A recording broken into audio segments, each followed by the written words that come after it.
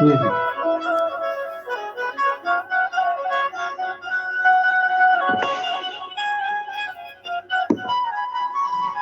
और इस संगत कार्यक्रम की कड़ी को आगे बढ़ाएंगे। बहुत से साथी लोग अभी जुड़ रहे हैं।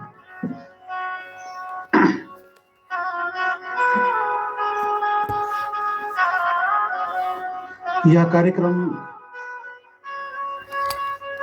प्रकृति के रहस्यों, उसके दर्शनों पर आधारित है और हमारे पूर्वजों द्वारा विकसित संस्कृति, सभ्यता, भाषा, रूढ़ि, प्रथा और उनके जीवन दर्शन पर आधारित है। इस संसार में जितने भी जीव जंतु हैं, सभी जीव जंतु प्रकृति के मार्ग पर चलते हैं, प्रकृति के नियम का पालन करते हैं।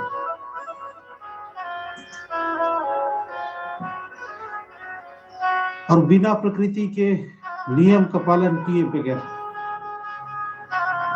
कोई इस दुनिया में, इस संसार में रह ही नहीं सकता, चाहे वो सजीव हो या निर्जीव हो। सब कुछ प्रकृति के नियम से बंधे हुए हैं, चाहे सूर्य हो, तारे हो, आकाश गंगा हो, या पत्थर हो, लकड़ी हो, जल हो, मिट्टी हो, या फिर जीव जंतु हो, चींटी हो, पक्षी हो या मछली हो। हर एक कोई प्रकृति के नियम से संचालित है। सबका जन्म लेने के तरीके, उनका समय, उनके काम करने के तरीके, उसका परिणाम, प्रत्येक जीव जंतु का स्वरूप में आना, फिर नष्ट होना, अपने भीतर ऊर्जा इकट्ठा करना और उस ऊर्जा को प्रकृति में विलीन कर देना, इस संसार के नियम है, प्रकृति के नियम है। और सब कुछ ऊर्जा से संचालित हो रहा है। दो पत्थर को रगड़ने से उसमें आग पैदा होता है, उसमें ऊर्जा है। वायु पेड़ पौधों से टकराता है तो पत्ते हिलते हैं, उसमें ऊर्जा है। पानी को गर्म करने से भाप बन के उड़ता है, उसमें ऊर्जा है। हर चीज में ऊर्जा है, पावर है, शक्ति है। और वो अदृश्य पावर और शक्ति हम सबके भीतर भी है। बस इसी पावर का इस्तेमाल करते हुए, इस शक्ति का इस्तेमाल करते हुए सभी जीव जंतु अपने अपने जीवन को आगे बढ़ाता है और जिस उद्देश्य से उसका जन्म हुआ रहता है, उस उद्देश्य को पूरा करता है। इन विकास क्रमों के कड़ी में हम लोगों ने अध्ययन किया कि कैसे इस संसार की रचना हुई, कैसे जीव जंतुओं की उत्पत्ति हुई और कैसे हमारे पूर्वज कबीला गुफाओं से निकल करके, गुफा वाली सभ्यता से विकसित होकर के नार सभ्यता, परगना, गढ़, कोट और कोर सभ्यता तक विकसित किए। बड़े बड़े नगर राज्य, कोट सभ्यता विकसित हुआ। उन्हीं में से एक कोट सभ्यता पेंक मेढ़ी कोट है। और उस पेंक मेढ़ी कोट में वहां के कोट प्रमुख पूरी तरह के यहाँ एक बालक का जन्म होता है और उस बालक का बचपन का नाम कोसोडुम था। जैसे जैसे वो बड़ा होता है,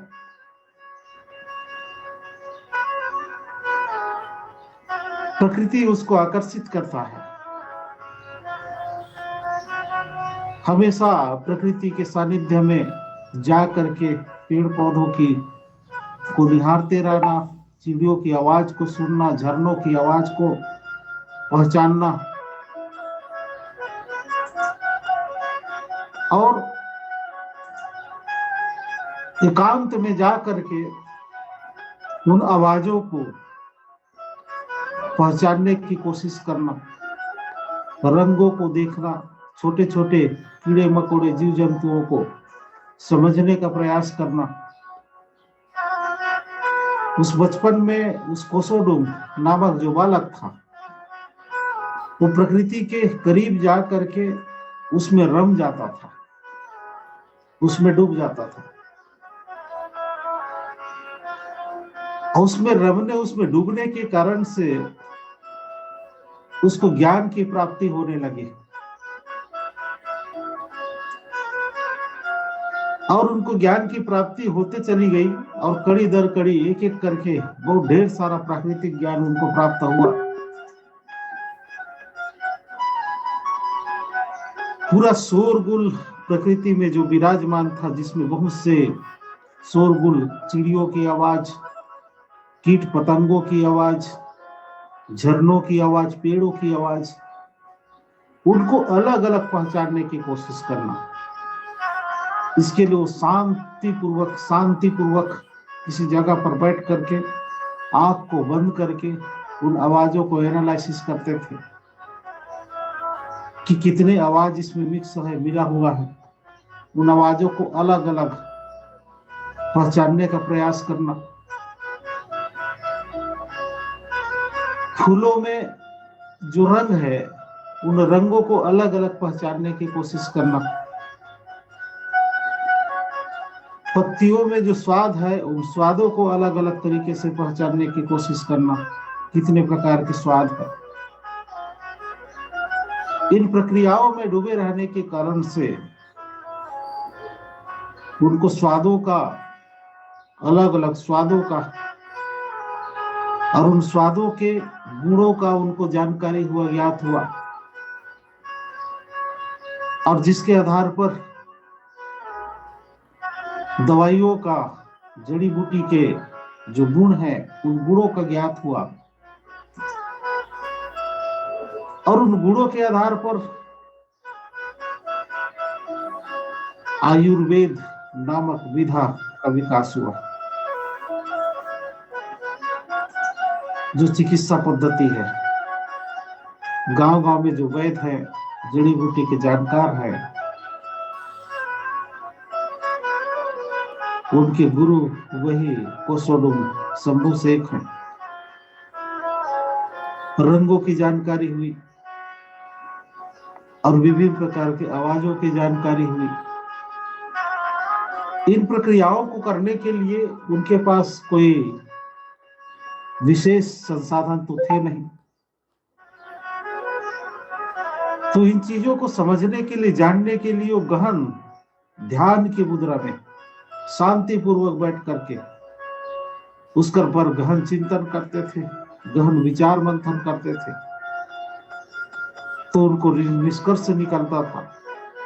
और वही गहन चिंतन मनन करने की जो प्रक्रिया है, जिसको योग और तंद्रा के रूप में जाना जाता है, और योग और तंद्रा नामक तकनीक का विकास हुआ। प्रकृति से जुड़ करके कैसे उसको समझा जाए, जाना जाए, अपने मन की पावर से, अपनी बुद्धि के पावर से किसी विषय को कैसे समझा जाए, ये क्षमता उसके भीतर विकसित हुआ। इस प्रकार से बहुत ढेर सारे उनको ज्ञान की प्राप्ति हुई। हमारा ये जो जीवन है, सिर्फ इस धरती पर खाने पीने और मृत्यु को प्राप्त करने के लिए नहीं हुआ है। हमारा ये जीवन इस धरती पर कुछ विशेष ज्ञान अर्जित करके, उस ज्ञान के माध्यम से इस संसार को, इस दुनिया को कुछ अपने तरफ से ज्ञान कंट्रीब्यूशन दिया जा सके, इसलिए हुआ है।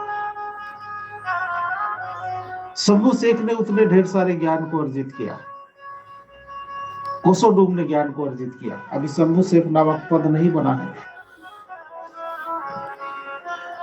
उनके मन में कई प्रकार के सवाल पैदा होते थे कि संसार इतना खूबसूरत है, इस संसार को, ये संसार कैसे बना होगा, इसमें इतने ढेर सारे रंग हैं, इतने ढेर सारे आवाज हैं, इतने ढेर सारे स्वाद हैं, इतने ढेर सारे जीव जंतु हैं, जमीन में चलने वाले, बिल के अंदर, जमीन के नीचे रहने वाले, आसमान में उड़ने वाले जीव जंतु हैं। ये सब कैसे बना होगा, कब बना होगा, ये सारे सवाल उनके मन में आते थे। और एक एक कड़ियों को जोड़ते हुए जो ज्ञान होता है, वो सिर्फ एक ही ज्ञान नहीं होता है, ये हम लोगों को भी समझना पड़ेगा। ज्ञान दरअसल बात बहुत से सही जानकारियों की कड़ी होता है, जिसको जोड़ा जाता है कड़ी दर कड़ी।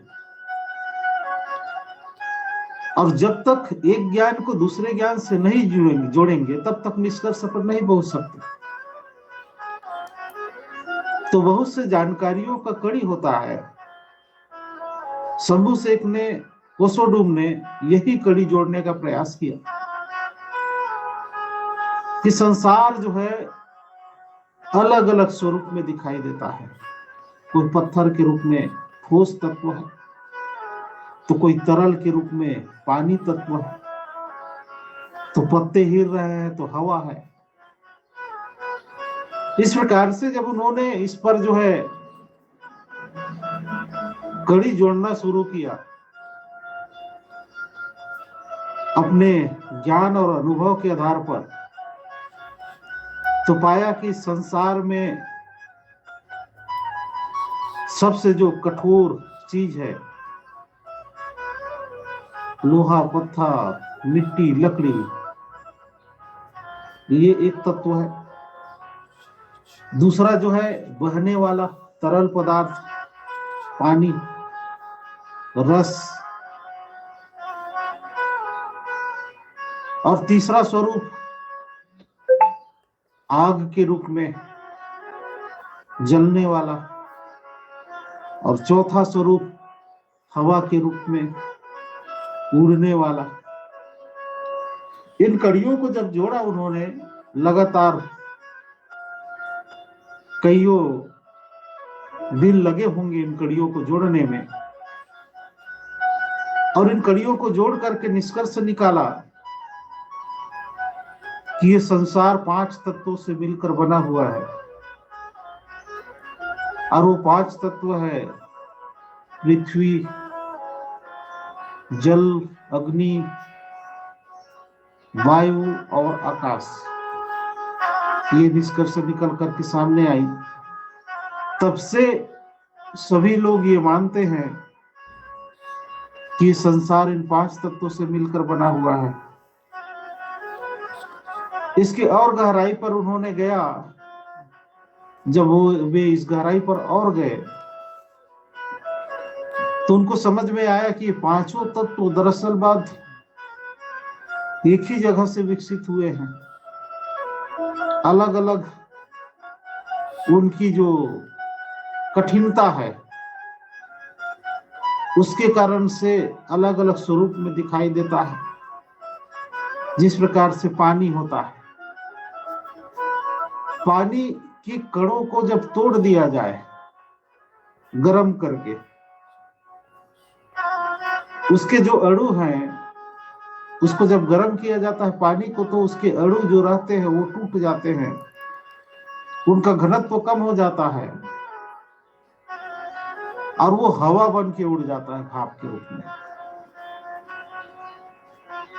लेकिन जब उनके अणुओं को पास पास किया जाता है, नजदीक नजदीक में, तो बहने वाला वो द्रव बन जाता है। लेकिन जब उनके अणुओं का संघनन और अधिक हो जाता है ठंडे के समय में, तो ठोस बर्फ का रूप बन जाता है। इस प्रकार से ये तीन स्थिति तो पानी का ही दिखाई देता है, वाष्प के रूप में, जल के रूप में और ठोस बर्फ के रूप में। उसी प्रकार से संसार के संपूर्ण जो चीजें हैं वो अलग अलग स्वरूप है और एक ही प्रकार के, एक ही जगह से ये संघनन के कारण से विकसित हुए हैं। जैसे ठोस जितना भी तत्व है उनके परमाणुओं का, उनके अणुओं का घनत्व तो ज्यादा होता है, जिसके कारण से वो ठोस रूप में रहता है। जैसे मिट्टी का जो ढेला है उसके भीतर वायु के कण भी होते हैं, जिसके कारण से उनका घनत्व कम होता है। घनत्व कम होने के कारण से वो जल्दी से टूट जाता है। लेकिन वही लोहे का जो धातु है उसके भीतर लोहे के अणुओं का, परमाणुओं का घनत्व ज्यादा होता है, जिसके कारण से और ज्यादा कठिन होता है, ज्यादा कठोर होता है। ठीक उसी प्रकार से जल है, जल का गुण है बहना। वो बह सकता है, एक जगह स्थायी नहीं रहता। ठोस तत्व एक जगह स्थायी रहता है और जल तत्व एक जगह स्थायी नहीं रहता, बहता है। कहीं पर स्थायी रख भी दिया जाए तो भी वो तरल अवस्था में होता है। और उससे भी कम विरल अग्नि है, आग है। आग जो है दिखाई देता है किंतु हाथ में पकड़ में नहीं आता। पृथ्वी जो तत्व है, पृथ्वी तत्व का मतलब ठोस तत्व, जितने भी ठोस तत्व हैं, चाहे लकड़ी हो, मिट्टी हो, पत्थर हो, लोहा हो, इसको पृथ्वी तत्व माना गया। पृथ्वी तत्व को, ठोस तत्व को पकड़ा भी जा सकता है, उसको छुआ भी जा सकता है, उसको पकड़ करके उठाया भी जा सकता है। किंतु जल तत्व को छुआ जा सकता है, अंजलि में उठाया जा सकता है, किंतु लकड़ी टाइप से पकड़ करके उसको नहीं उठाया जा सकता, वो हाथ से फिसल के गिर जाता है। ठोस तत्व जिस रूप में, जिस आकार में है उसी आकार में रहता है। तरल तत्व जो है, जल तत्व जैसा आकार देंगे उसी आकार में वो, बाल्टी के में भरेंगे तो बाल्टी के आकार में आ जाएगा, गिलास में भरेंगे तो गिलास के आकार में आ जाएगा। इस प्रकार से जल जो तत्व है वो बहता है, वो सीधी तरीके से हाथ में पकड़ में नहीं आता, उसको छुआ जा सकता है। और उससे भी कम विरल अग्नि है, आग है, जिसको देखा जा सकता है, जिसको छुआ जा सकता है, किंतु पकड़ करके उसको उठाया नहीं जा सकता। उसको जैसे पानी को पकड़ा जा सकता है वैसी आग को पकड़ा नहीं जा सकता। और आग जो है दृश्य रूप में भी होता है और अदृश्य रूप में भी होता है। आग के भीतर यदि धुआं और अन्य कण है तो जलता हुआ दिखाई देगा, किंतु यदि शुद्ध आग है, उसके भीतर किसी प्रकार की अशुद्धियां नहीं है तो दिखाई भी नहीं देगा, वो अदृश्य रूप में होगा। तो आग जो है दृश्य और अदृश्य के बीच की कड़ी है। आग सुप्त अवस्था में रहेगा तो दिखाई नहीं देगा और प्रज्वलित अवस्था में रहेगा तो दिखाई देगा। जल जो है दृश्य अवस्था में है, लेकिन आग दृश्य और अदृश्य के बीच की कड़ी है। और आग से भी ज्यादा विरल हवा है, जिसको देखा नहीं जा सकता। आग को तो फिर भी प्रज्वलित अवस्था में देखा जा सकता है, किंतु हवा को देखा भी नहीं जा सकता। उसको छुआ भी नहीं जा सकता, उसको पकड़ा भी नहीं जा सकता, उसको उठाया भी नहीं जा सकता हवा को।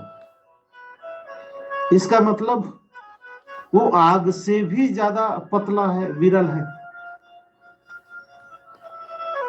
हवा कब पता चलता है? जब स्पर्श होता है तो पता चलता है।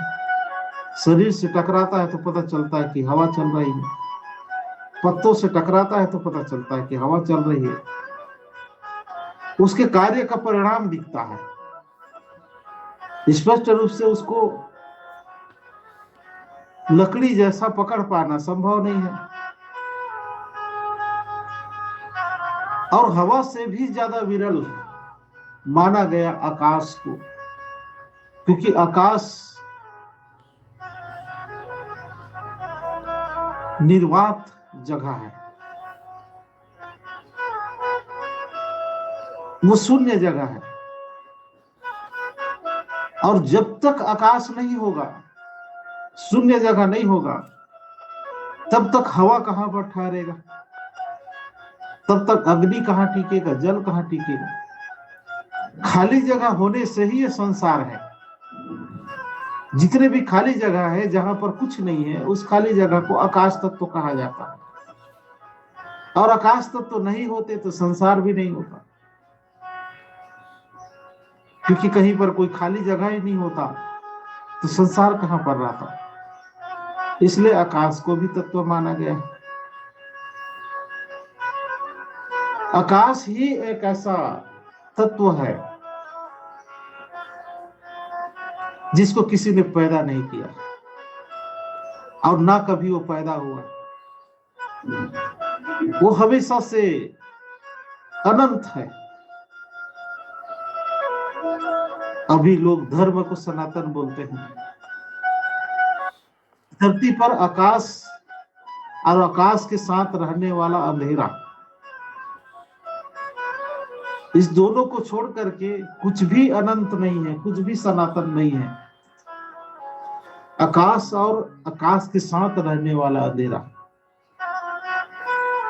ही अनादि है।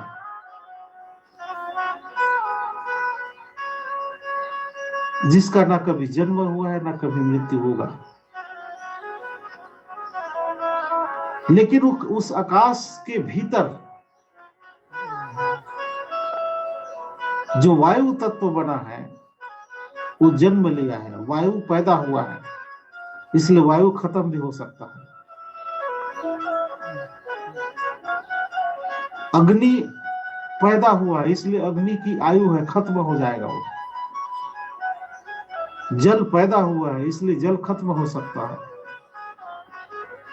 पृथ्वी तत्व जन्म लिया है, पैदा हुआ है वो, इसलिए वो खत्म हो सकता है।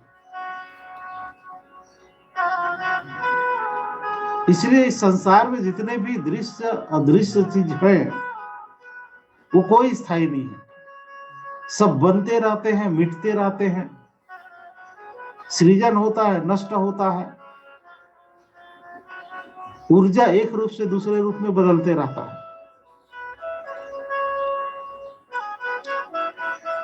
और इन कड़ियों को कोसोडूम ने जोड़ा कि इस संसार जो 5 तत्वों से मिलकर बना हुआ है। और वही वैज्ञानिकों का आधार बना, वहां से विज्ञान की शुरुआत होती है। विज्ञान का मतलब प्रकृति के जो गूढ़ रहस्य है, उसको समझने के लिए प्रायोगिक तरीके से, सिस्टमेटिक तरीके से, क्रमबद्ध तरीके से अध्ययन करना ही विज्ञान है। विज्ञान कोई अलग से प्रकृति का दुश्मन नहीं है। प्रकृति का क्रमबद्ध अध्ययन ही विज्ञान है। हाँ, विज्ञान के साइड इफेक्ट ये है कि प्रकृति को विनाश करके लोग मानव निर्मित संसाधनों का निर्माण कर रहे हैं, जिसका खामियाजा प्रकृति को भुगतना पड़ रहा है। तो विज्ञान के जो आविष्कार हैं, उसके जो साइड इफेक्ट है, उसका जो दुरुपयोग है, वो नुकसानदायक है। विज्ञान नुकसानदायक नहीं है। विधन ज्ञान विधिवत ज्ञान। तो कोसोडुम जो है उन्होंने ये बात रखी कि संसार की रचना इन 5 तत्वों से हुई है। अब उसी के आधार पर फिर बहुत से लोगों ने रिसर्च किया, शोध किया, और अभी तक यह बात सत्य है कि ये संसार 5 स्वरूपों में है, 5 तत्वों से मिलकर बना है। बाद में और शोध हुए तो बहुत से अलग अलग धातुओं के कण, अणुओं के कण के रूप में उसको विभाजित किया गया। इस प्रकार से शंभु ने, कोसोडुम ने माना कि ये 5 तत्वों से संसार बना है, और इसकी शुरुआत सूक्ष्म तत्वों से गुरु तत्व की तरफ हुआ है। पहले पृथ्वी नहीं बना, पहले पानी नहीं बना, पहले आग नहीं बना, पहले वायु नहीं बना। सबसे पहले क्या बना? सूक्ष्म आकाश, जो पहले से था। उस सूक्ष्म आकाश के भीतर शून्य आकाश में 2 प्रकार के आवेश बने। खाली जगह में सन्नाटा होता है, खाली जगह में खिंचाव और तनाव की स्थिति निर्मित होता है। जिस प्रकार से किसी कमरे के भीतर से सारे हवा को बाहर खींच लिया जाए, कल्पना कीजिए, और उस कमरे के भीतर को निर्वात बना दिया जाए, तो उसके भीतर बड़ी तेज मात्रा में खिंचाव होगा, तनाव होगा। इतना तेज तनाव होगा कि दोनों दीवार आपस में जाकर के चिपकने की स्थिति में आ जाएगा। जैसे फुटबॉल के भीतर से हवा को खींच लिया जाए, भीतर एक भी हवा मत रहे, तो फुटबॉल फूला हुआ अवस्था में नहीं रह सकता। खिंचाव के चलते उनके दीवार आपस में चिपक जाएंगे। उसी प्रकार से शून्य आकाश में आपको कल्पना करना होगा, अपने कल्पना शक्ति को बढ़ाना होगा कि शून्य आकाश में जिस समय कुछ नहीं था, हवा तक नहीं था, तो कितना तेज खिंचाव रहा होगा।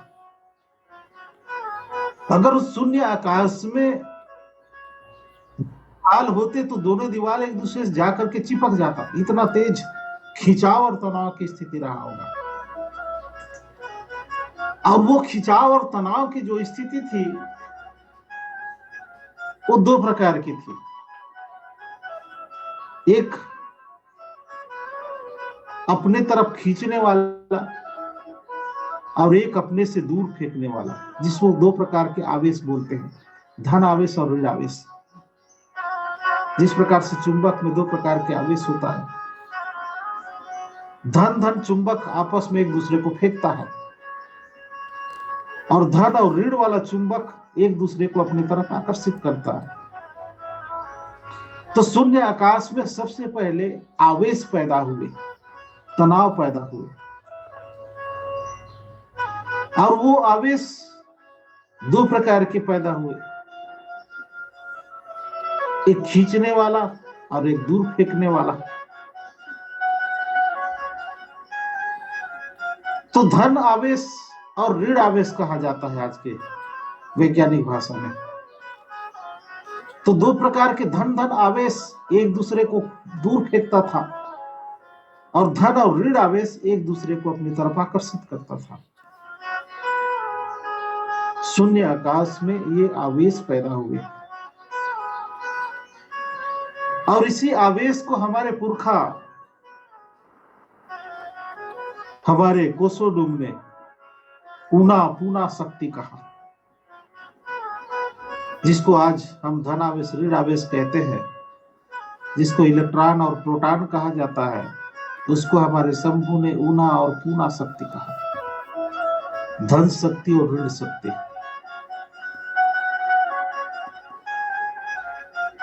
धनात्मक आवेश, ऋणात्मक आवेश, पुनः पुनः शक्ति। शंभु ने, कोसोडुम ने माना कि संसार की रचना करने के लिए दो प्रकार के शक्ति की जरूरत है, इसीलिए संसार में सभी चीज दो रूपों में दिखाई देता है। स्त्री और पुरुष के रूप में दुनिया दिखाई देता है, रात और दिन के रूप में दुनिया दिखाई देता है, अच्छा और बुरा के रूप में दुनिया दिखाई देता है। तो जब तक ये दो चीजें ना हो, जैसे अगर दिन ना हो तो रात होने का आभास हो ही नहीं सकता। हमको रात का ज्ञान कैसे हुआ? क्योंकि दिन है इसलिए रात का ज्ञान हुआ। अगर दिन नहीं रहता तो सब रातें रात होता, तो कोई रात के बारे में जानवे नहीं करता। उसी प्रकार से कोई चीज बुराई है कि अच्छाई है कैसे पता चला? जब अच्छाई है तब समझ में आया कि नहीं, ये तो बुराई है, इसके पीछे बुराई है। अब बुराई से अच्छाई का ज्ञात हुआ। उसी प्रकार से संसार में जब तक दो शक्ति नहीं होंगे तब तक संसार की रचना नहीं हो सकती। इसलिए उन दो प्रकार की शक्तियों को हमारे पुरखा ने, कोसोडुम ने ऊना और पूना शक्ति कहा। और उन्होंने माना कि ऊना और पूना शक्ति के टकराने से प्रकाश पैदा हुआ, उसके टकराने से साउंड पैदा हुआ, आवाज पैदा हुआ, उसके टकराने से गति पैदा हुआ, और उसके टकराने से तरंग पैदा हुए।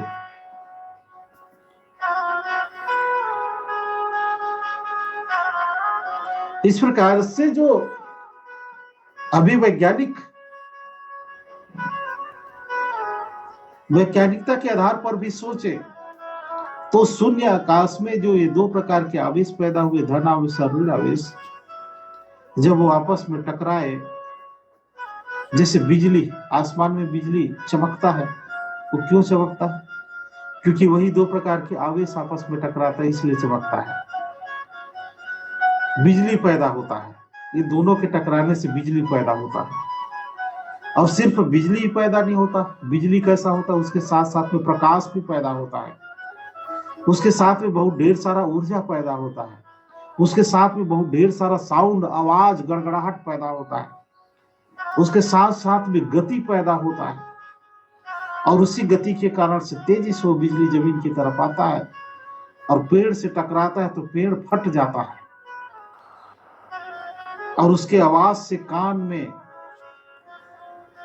शोर हो जाता है, उसके प्रकाश से आंख की रोशनी, आंख चौंधियाने टाइप से हो जाता है, दिखाई नहीं देता है।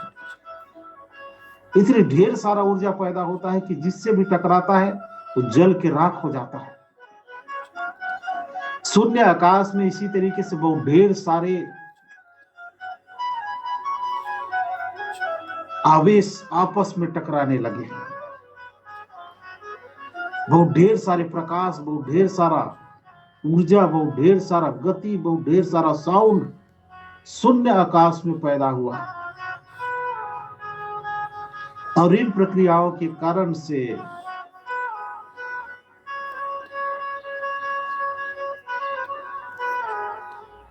उस धन आवेश और ऋण आवेश बार बार टकराने के कारण से कुछ आपस में जुड़ गए। धन और ऋण आवेश आपस में टकराने के बाद जुड़ गए, और जुड़ने के कारण से उसमें गति पैदा हुआ। धन आवेश के चारों तरफ ऋण आवेश गति करने लगा। गति करने के कारण से उसमें द्रव्यमान बनने लगा, और उस द्रव्यमान को आज की वैज्ञानिक भाषा में न्यूट्रॉन कहा जाता है। तो शून्य आकाश में ये धन आवेश, ऋण आवेश और न्यूट्रॉन, जिसको द्रव्यमान कहा जाता है, धन आवेश को प्रोटॉन, ऋण आवेश को इलेक्ट्रॉन और द्रव्यमान को न्यूट्रॉन कहा जाता है।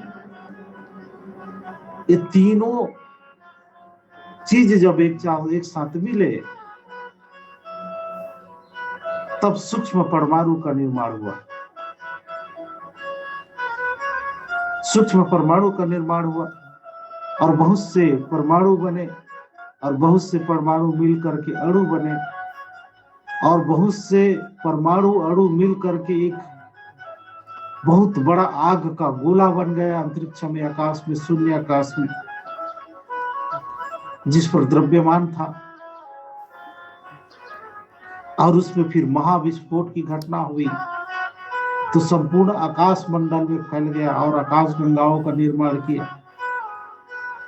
आसमान में जितने तारे दिखाई देते हैं उसका निर्माण हुआ। इन चीजों को हम लोग इसको अपने संगत में पहले भी अध्ययन कर चुके हैं। इस प्रकार से शून्य आकाश में परमाणु के जब कण बने और वो परमाणु जब संघनित होते चला गया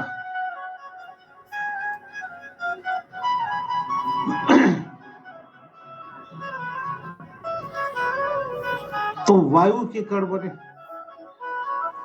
वायु जब और ज्यादा संघनित हुआ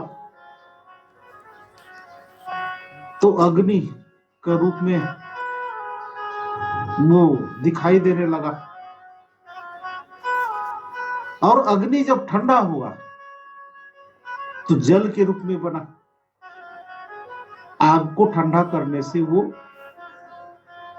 जल का रूप ले लेता है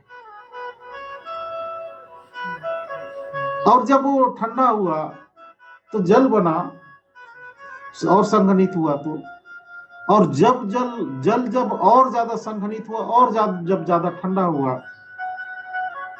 तो वो ठोस रूप में आ गया और पृथ्वी तत्व बना। लोहा को ही देख लीजिए, लोहा ठोस अवस्था में रहता है किंतु जब उसको गर्म किया जाता है तो द्रव अवस्था में आ जाता है। लेकिन और जब ज्यादा गर्म किया जाता है तो आग के रूप में लाल दिखाई देता है, आग की अवस्था में आ जाता है। और जब ज्यादा गर्म किया जाता है तो भाप बन के वायु के रूप में उड़ जाता है। इस प्रकार से एक ही धातु अलग अलग रूपों में बदला जा सकता है, बदल जाता है। उसी प्रकार से शून्य आकाश में परमाणुओं के कण आपस में संघनित होते होते होते होते 5 तत्वों का निर्माण किए। इसको हमारे कोसोडूम ने उस समय की जो संसाधन रहे होंगे, उस समय का जो ज्ञान रहा होगा, उसके आधार पर उस समय जो भाषा रहे होंगे, उन भाषाओं के आधार पर इसको उन्होंने व्याख्या किया। इसीलिए हमारे वैगाओं के मंत्रों में, हमारे पाटाओं में, हमारे गीतों में, हमारे पूर्वजों की गीत कहानियों में, लोकोक्तियों में, कथा कहानियों में वो पीढ़ी दर पीढ़ी ज्ञान ट्रांसफर होते होते हम तक आया और वही ज्ञान पूरा सब तरफ फैला जो विज्ञान का आधार बना। साथियों, इस प्रकार से पेंग मेढ़ी कोट में पैदा हुए कोट प्रभु पुलितरा के जो पुत्र थे कोसोडूम, जो आगे चल करके सब्बू शेख की उपाधि को धारण करते हैं, उन्होंने इस प्रकार से अपने ज्ञान से, अपने जोग और तंद्रा के बल से प्रकृति के रहस्यों को समझना चालू किया, समझा और ढेर सारे ज्ञान उन्होंने अर्जित किया। उसी जोग और तंद्रा को भी हम लोग यहाँ पर प्रतिदिन करते हैं। आज समय ज्यादा हो गया इसलिए संक्षिप्त में करेंगे। जोग और तंद्रा करने के लिए सुखपूर्वक आसन पर बैठ जाएंगे, कमर पीठ सीधा होगा, हाथ ज्ञान की मुद्रा में बना ले।